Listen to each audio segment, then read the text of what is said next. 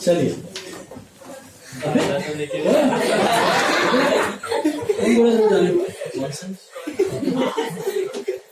इधर ही बैठे कौन? चलो रोल कॉल दे दो पहले फटाफट।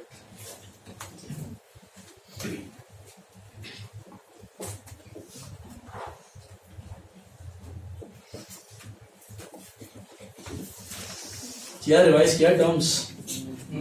अमेया पुजारा, आची भानुशाली, देवम बोरा, धर्मिल शाह, धर्मिल गोसालिया, इधर धर्मिल गोसालिया, धर्मगाला, दृशा शाह, दिया अंबावी, कलिशा सावला, हर्षल शाह, हीरगढ़ा, हितांशु दोषी, जैनिश शाह, जिनय शाह।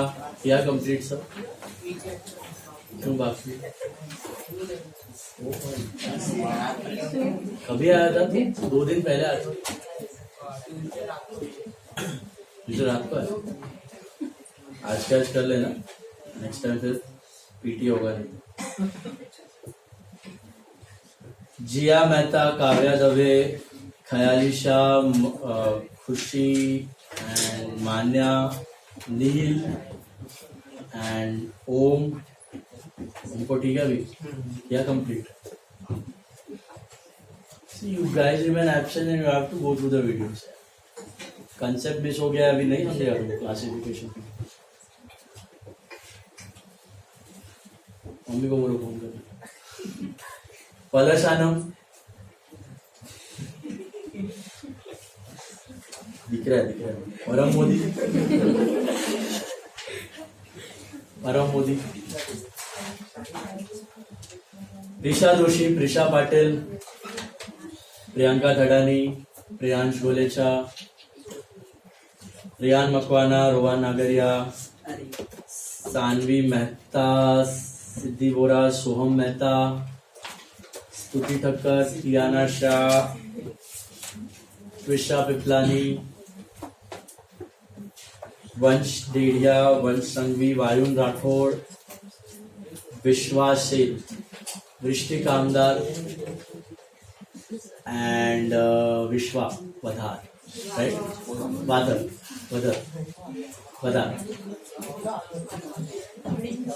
इट इज ना? वादर ऐसा चल रहा है अश्मी का? अच्छा चल रहा है? हो गया दोनों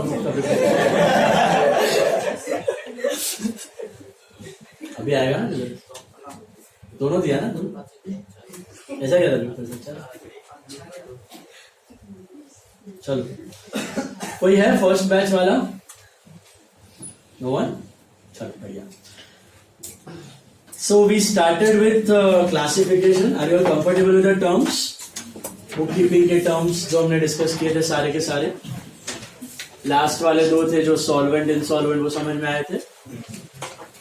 Then we started with classification, बराबर है? और क्लासिफिकेशन क्या था? सी रिकॉर्डिंग के प्रोसेस में हम लोग जा रहे हैं। Now we are actually going to record the transactions. So transactions record करने के लिए 3 स्टेप्स होते हैं। How many steps? 3 steps. Step number 1, identify the account involve. Account तो आपको पता है क्या क्या है, सब एसेट लायबिलिटी इनकम, इतने सारे नाम आपने देखे हुए, वो अकाउंट्स है, तो वो आइडेंटिफिकेशन है। That is the first step. Account क्या होता है वो पता होना चाहिए। Second step is classification. Second step is classification, मतलब you group them either by modern way और बाय ट्रेडिशनल। मॉडर्न वे से आप किन 4 चीजों में उनको ग्रुप करते हो पता है? एसेट लायबिलिटी एक्सपेंस इनकम और 2 है, कैपिटल एंड ड्रॉइंग्स। इनको अलग रखा हुआ है just for the sake of classification. Just for the sake of classification, we have kept them separately. Otherwise, capital is like a liability and drawing is like a asset. Okay, sorted. Then we know one more classification we have learned yesterday. That is traditional. Traditional classification भी पढ़ना है, traditional system भी पढ़ना है, क्योंकि India में अभी भी चल रहा है, कॉलेजेस अभी भी फॉलो कर रहे हैं. But back of the mind याद रखना, ज्यादा यूजफुल क्या रहने वाला है आपके लिए? Modern classification going to be useful for. Then traditional में how do you classify the same accounts into mainly 3 categories: personal, real and nominal. Personal, real and nominal. What type of accounts fall under personal category? Human beings and artificial entities. Yeah, artificial institutes. Human beings: Ajay, Vijay, Sanjay, Rahul, Ram, Ashok, Vijay, Sanjay, okay, Keshav, okay, all these names, Pooja, Sneha, okay, Preeti, all these names, they fall under personal category. Human beings and artificial entities. Artificial institutes का मतलब organisation जिसके अंदर activities हो सकती हैं. Organisation जिसके अंदर activities हो सकती है. May be business activities, may be any other activity like your temples हो गए, ट्रस्ट हो गए, जिमखानाज हो गए, स्कूल्स हो गए, कॉलेजेस हो गए, बिजनेसेस हो गए, partnership firms. All these institutions, whether online और offline, they fall under which category? Personal में होते हैं 2. एक होता है ह्यूमन बींग्स, एक होता है आर्टिफिशियल एंटिटीज. याद आया? फिर आता है रियल कैटेगरी. रियल में क्या आते थे? कौन से टाइप के account? Account of all the assets. But कौन से वाले एसेट्स? Which are transferable. खरीदा बेचा जा सकता है. चीजें, बिजनेस की चीजें, थिंग्स. ओके, इसमें एक एक्सेप्शन है. सारे के सारे एसेट्स रियल नहीं है. जैसे कि हो गए debtor. Debtor are your assets, right? पैसा लेना बाकी है, but are they real or are they personal? They are personal.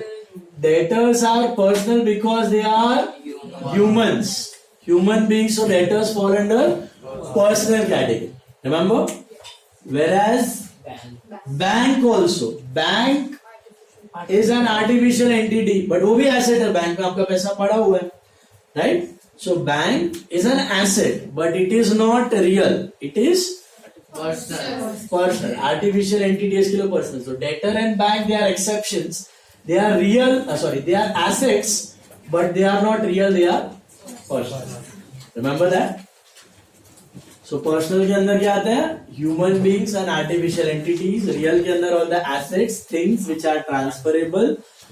Nominal में क्या आता है? All the income and expense, loss, incomes and expense.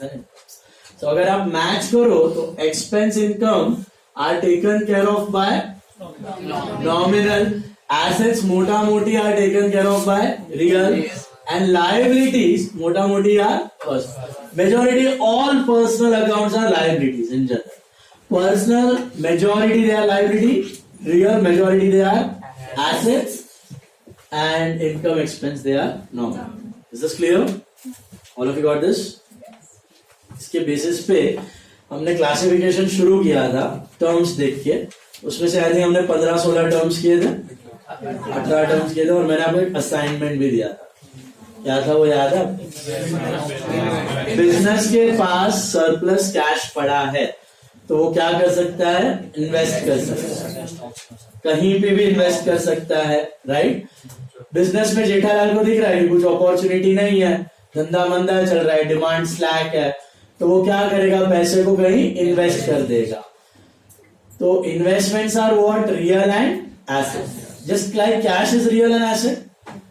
तो कैश देके you buy some investment, so they are also asset, real and asset, right?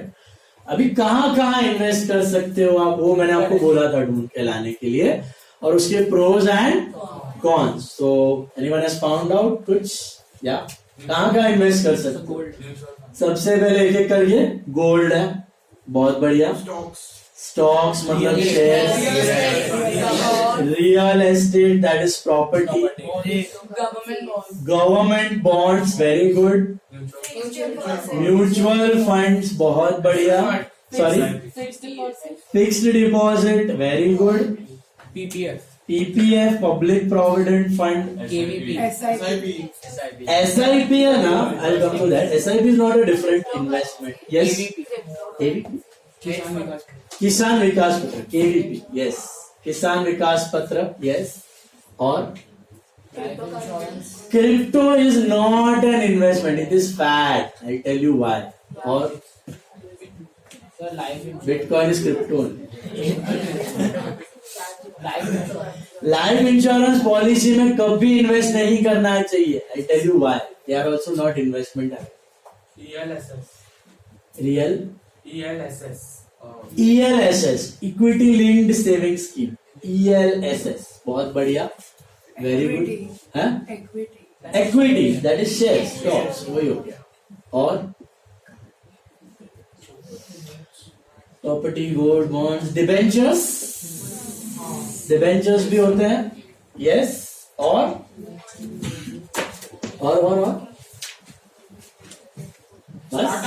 Startups. Correct. Startup मतलब दूसरों के business में इन्वेस्ट करना, वो भी पॉसिबल है. और कुछ मोटा मोटी हो गए सारे कवर.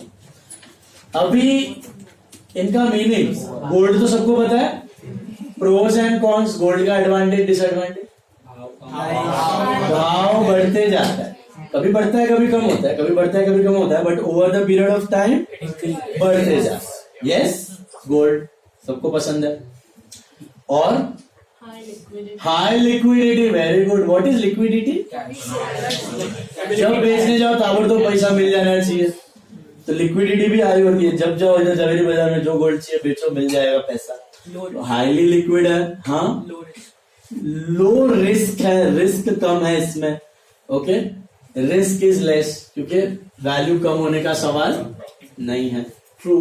100% ट्रू. गुड. और डिसएडवांटेज.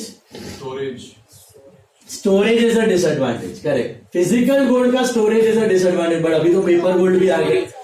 आरबीआई के गवर्नमेंट अपने आरबीआई के गोल्ड बॉन्ड्स आते हैं. सॉरी, उसमें आप इन्वेस्ट कर देते हो तो it is as good as gold value.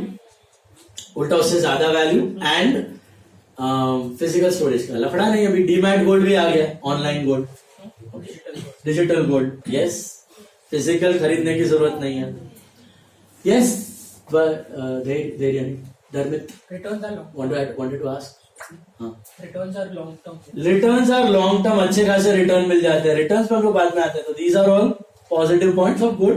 Negative खासकर कुछ मेनली स्टोरेज था, लेकिन वो भी चला गया. Stocks shares. प्राइस क्या बढ़ते ही जाता है घटते ही जाता है. High risk high return. Risk भी हाई है, रिटर्न भी हाई है. कभी कोई चल गया घोड़ा तो चल गया, नहीं चला तो डूब गया. और डिविडेंड मिलता है. इसमें आप इन्वेस्ट करोगे तो क्या मिलता है? गोल्ड में इन्वेस्ट करोगे तो कुछ मिलता है. That's a flaw actually. Disadvantage of gold. Gold में इन्वेस्ट करके रखोगे तो हर साल आपको कुछ रिटर्न मिलने वाला नहीं. लेकिन स्टॉक में या शेयर्स में करोगे तो आपको मिलता है dividend. What is dividend? Share of profit. Shares में इन्वेस्ट करना मतलब आप क्या करते हो? What are share? कंपनी में बिजनेस का ओनरशिप लेते. रिलायंस का शेयर लिया तो रिलायंस के ओनर बन गए. टाटा का लिया तो टाटा के ओनर बन गए. अब रिलायंस जो भी प्रॉफिट कमाएगा उसमें से थोड़ा सा अपने को देगा. That is called dividend. Tata जो भी प्रॉफिट कमाएगा थोड़ा सा अपने को देगा. That is called dividend. तो शेयर्स में इन्वेस्ट करोगे यू विल गेट डिविडेंड. बहुत बढ़िया. Liquidity high low. Very high very liquid क्योंकि इजीली ट्रांसफरेबल. जब चाहिए पूरा शेयर मार्केट है. जब जी चाहे तब बेचो खरीदो. एक सेकंड में आपको पैसे मिल जाते हैं. बहुत बढ़िया. करेक्ट. Property appreciation. एक मिनट. प्रॉपर्टी में पहले इन्वेस्ट करोगे तो रिटर्न क्या मिलेगा? रेंट. वो एडवांटेज है आपको. रेंट मिलेगा. दूसरा अबे रहने का नहीं है, इन्वेस्ट करने का है। अप्रिशिएट होता है, वैल्यू क्या होती है जनरली, बढ़ती है, कम भी हो जाती है, स्टैग्नेंट भी रहती है। अभी घाटकोपर में 8-9 साल से प्रॉपर्टीज आर स्टैग्नेंट। 8-9 साल से पहले जो 1.5 करोड़ में फ्लैट मिल रहा था अभी भी 1.5 करोड़ में मिल रहा है, 2 करोड़ में मिल रहा था अभी भी 2 करोड़ में मिल रहा है। It's like that. तो कभी कभी स्टैग्नेंट भी हो जाती है, but generally it appreciate goes up. Liquidity, मुझे आज 1.5 करोड़ का फ्लैट बेचना, आज के आज बेच सकता हूँ।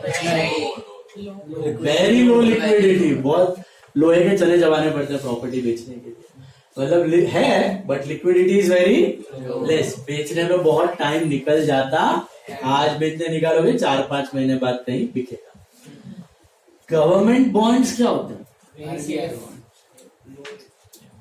Like when you invest in infrastructure and other ventures, government takes money from the people to for a project. Exactly. Government अपने से लोन लेता है, गवर्नमेंट अपने से लोन लेता है। अपना गवर्नमेंट गरीब है, ओके, उसको कितना भी टैक्स दो कम पड़ता है। तो गवर्नमेंट को ब्रिज बनाना है, गवर्नमेंट को डैम्स बनाने हैं, गवर्नमेंट को रोड्स बनाने हैं, हाईवेज बनाने हैं, तो गवर्नमेंट गिव्स इश्यूज बॉन्ड्स। तो आप लोग, हमारे जैसे लोग, वो बॉन्ड्स खरीद सकते हैं और पैसे दे सकते हैं गवर्नमेंट को, और गवर्नमेंट अपने को रिटर्न में देगा इंटरेस्ट, क्योंकि उसके लिए वो लोन है। तो you are giving basically a loan to the government.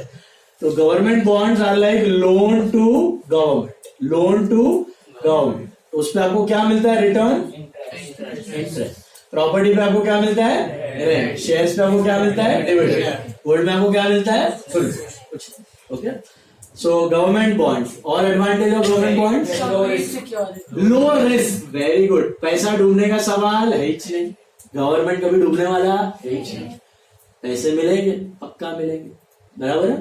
और डिसएडवांटेज, वेरी लेस रिटर्न, 5-6%, 7% मान रिटर्न मिलता है, 7-8% max you get it on bonds, उससे ज्यादा मिलता 5-7%। What are mutual funds? होता क्या पता आपको? मंथली पैसा जाता है और यूनिट लेते हैं। मंथली जो पैसा आप सब में डालते हो ना मंथली, उसको SIP बोलते हैं। SIP में मैं आता हूँ, SIP किसी में भी कर सकते हो। म्यूचुअल फंड्स है ना, देखो, अगर आपको शेयर्स में पैसा डालना है तो आपको कंपनी को स्टडी करना पड़ेगा, आपको देखना पड़ेगा बिजनेस अच्छा है कि नहीं, उसके पीछे पूरा घुस जाना पड़ेगा, सारा डेटा निकालो, रिसर्च करो, फिर मैनेजमेंट देखो अच्छा है कि खराब है। Sorry, exactly. तो अगर आपके पास टाइम नहीं है, नॉलेज नहीं है, 100 कंपनी का रिसर्च, और उसमें भी रिस्क है, सारा कोई कंपनी चले कोई कंपनी ना चले, तो आपको वो सब मगजमारी में नहीं जाना, आपको रिसर्च नहीं करना है, आपके पास टाइम नहीं है, तो आप क्या कर सकते हो? एक एक्सपर्ट को पकड़ो और अपने पैसे उसको दे दो और बोलो मेरा पैसा शेयर्स में डाल, और वो चूज करेगा आपके बिहाफ पे। That is a mutual fund. Suppose आप लोगों को शेयर्स में पैसे डालना है, लेकिन आपके पास नॉलेज नहीं, आपके पास टाइम नहीं, आपको एफर्ट्स नहीं करने हैं, कंपनी रिसर्च, बिजनेस रिसर्च, कौन सा अच्छा कंपनी, कौन सा बुरा कंपनी, वो सब नहीं करना है आपको, तो आप क्या कर सकते हो? आप सारे पैसे, suppose I am a mutual fund वाला मैनेजर, तो you can give your money to me, I'll invest it, I'll do all the research, and the expert, I'll do all the research, और मैं आपके बिहाफ पे shares खरीदूंगा, और फिर जो भी प्रॉफिट आएंगे आपको थोड़ा वो डिस्ट्रीब्यूट कर दूंगा। तो आपके 10,000, आपके 15,000, आपके 50,000, आपके 20,000, आपके 25,000, आपके 1 लाख मैं ले लूंगा, उनके मैं क्या करूंगा? शेयर्स करूंगा, शेयर्स खरीदूंगा रिसर्च करके अच्छे से, और फिर उसमें जो भी प्रॉफिट्स आएगा वो आप में distribute. That is mutual. Is it clear? Advantage? Liquidity just like shares, जब जी चाहे आप बेच सकते हो। Less risky than stocks. Stock से थोड़ा कम रिस्की हो जाता है, 2 रीजन से। एक तो एक्सपर्ट आ गया, गाइड आ गया आपके पास एक, और दूसरा वो एक कंपनी में पैसे नहीं डालेगा, 150, 50, 100 कंपनीज में थोड़ा थोड़ा इन्वेस्ट कर देगा, तो उसमें से 10-12 कंपनी चली भी ना भी चली, डूब भी गई, तो बाकी कंपनीज उसको बैलेंस कर सकती है। That's an advantage. समझ में आया? High return.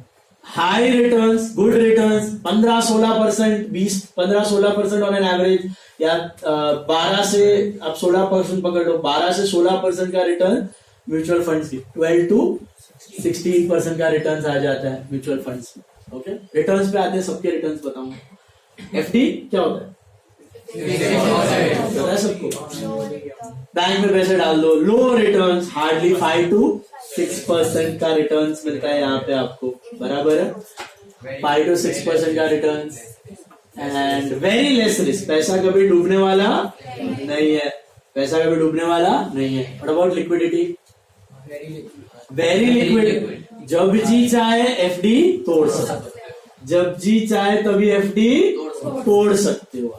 आप एफडी तोड़ दो और पैसा ले लो. इंटरेस्ट का पेनल्टी पड़ता है, 1% इंटरेस्ट काट के आपको मिल जाता है. You can get the money immediately when ever you want. समझ में आया? हेलो. पीपीएफ क्या होता है? Public provident fund. इसमें भी आपके गवर्नमेंट का होता है, इसमें आप इन्वेस्ट कर सकते हो, just like bonds. Okay, advantage low risk, government का है तो लो रिस्क. ये सब इनफैक्ट ऐसे ही है. पब्लिक प्रोविडेंट फंड, किसान विकास पत्र, इसके एनएससी सुना है, नेशनल सेविंग सर्टिफिकेट, ये भी ऐसा ही है. और ईएलएसएस, इक्विटी लिंक सेविंग, सब मोर और लेस. इक्विटी लिंक सेविंग थोड़ा अलग है, ये म्यूचुअल फंड है, this is a mutual fund. बाकी ये तीन तो गवर्नमेंट के, गवर्नमेंट बॉन्ड्स के जैसे. इसमें इन्वेस्ट करोगे क्या मिलेगा? एक तो लो रिस्क है, डूबने का सवाल नहीं. सर पर मैक्स अमाउंट 1.5 लाख की है. वो तो टैक्स बेनिफिट के लिए, बाकी तो जितना चाहिए डालो. टैक्स बेनिफिट 1.5 लाख का मिलता है बाकी एटीसी के अंदर. बाकी तो जितना चाहिए उतना आप डाल सकते, ऊपर भी डाल. तो पीपीएफ है, किसान विकास पत्र है, ईएलएसएस है, एनपीसी नेशनल पेंशन स्कीम है, एनपीएस नेशनल पेंशन स्कीम, ये भी सब गवर्नमेंट का है. इन सब में आपको क्या मिलता है? इंटरेस्ट. एनपीएस में खाली वो इक्विटी में डालते हैं, बाकी सब में वो लोन ही दे रहे हो. You are giving a loan to the government like bonds, तो you will get a return called interest. लेकिन वो इंटरेस्ट हर साल नहीं मिलता, वो इंटरेस्ट आपको सब जमा होके मिलता है. कैसे मिलता है? जमा होके 4, 5, 6 साल बाद जब आप सरेंडर करोगे तब मिलता है. Is it clear? एक साल इंटरेस्ट मिलता है and all are what? Low risk, because they are all government. They are all government. So they are all very low risk. समझा? Hello. Yes. Low risk instruments. डूबने वाला नहीं है. And ELSS is like mutual fund. Tax saving mutual fund. वही. Debentures क्या होता है पता है? What is debenture?